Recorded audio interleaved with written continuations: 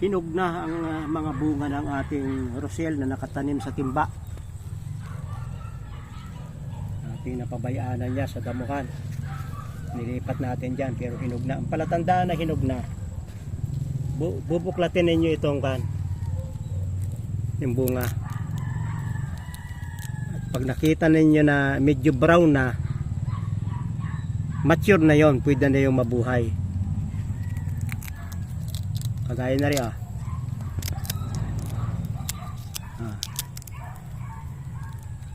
sapagkat nga na tag-ulan, basa yan, tutubo at maglalaglagan. Huwag na yung antayin na kwan. Titin ninyo kung yun yung kanya mga buto sisibol na yan kasi tag-ulan, ay mamalay kayo nagtubuan na yan. Yan mature na, pwede nang harvestin yan at magtanim kayo ng bago. At mga buwan ng January, malaki na yan. Pagdating ng March, haharvestin na ninyo yung buto sapagkat yan ay marami na. Isang bunga ay napakarami ng buto.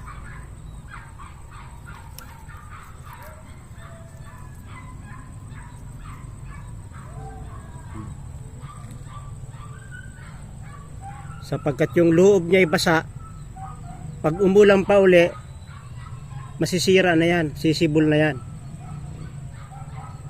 Kaya habang ganyan pa, na hindi pa sumisibol, inyo nang kuhain.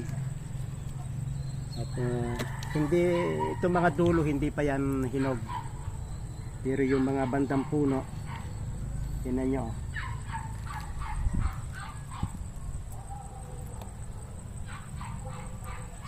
Sumisibol na yung isa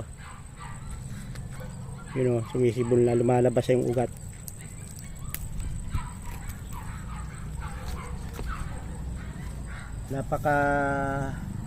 Napakatibay ng katawan nito. Ito naman natumba, gawa ng tubigan yung puno, natumba siya, nabulok yung ugat. Pero huwag kayong mag-alala, yan ay magmamature din, mahihinog din yung mga butong yan kahit yan ay natumba. Ito naman nakasurvive sa napakalalakas na ulan, hindi siya natumba. At tingnan natin kung hinog na. Bubukas tayo ng isa. Kita nyo, hindi pa hinog green pa hindi pa tutubo yan. Nangangailangan pa ng mga isang buwan yan bago maging kagaya nito. Ito kasi una nasa timba nakatanim yan. Kaya ngayon ay December, hinog na siya. Yung mga tumutubo sa parang, ngayon ay makikita nyo sa Sablaya, sa Santa Cruz, Occidental Mindoro. Napakarami yan, tataas. At sapagkat doon ay matindi ng init, December, January, February, magpuputukan yan, lalaglag sila.